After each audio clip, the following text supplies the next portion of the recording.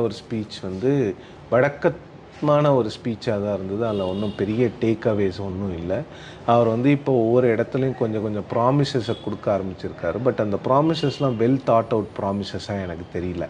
அதாவது வந்து ஒரு ரேஷன் கடை 500 பேருக்கு அப்படிங்கிறது ஓகே. பட் அதில் வந்து ஆண் ஒருத்தர் பெண் ஒருத்தர் இருப்பார் அப்படிங்கிறதெல்லாம் எந்த விதமான ப்ராமிசஸ், அதற்கெல்லாம் எங்கேருந்து இவங்களுக்கு ஃபினான்ஷியல் ரிசோர்ஸஸ் வரப்போகுது, ஹியூமன் ரிசோர்ஸஸ் எங்கேருந்து வரப்போகுது அப்படிங்கிறத பார்க்கணும். இன்னொன்று அவரோட ஸ்பீச்சஸில் வந்து ரொம்ப பாலிட்டிக்ஸ் தான் இருக்குது. ரொம்ப சினிமேட்டிக்காக பேசுகிறாரு. பாலிட்டிக்ஸை பற்றி மட்டும் பேசுகிறாரு. அவர் என்ன செய்ய போகிறாருன்னு பேசல. எல்லாரையும் நெகட்டிவாக பேசுகிறது, இது போன்ற விஷயங்களை மட்டுமே விஜய் செய்து கொண்டிருக்கிறார். இன்னும் அவர் ஸ்பீச்சஸில் வந்து நிறைய டெப்த் இருக்கணும்.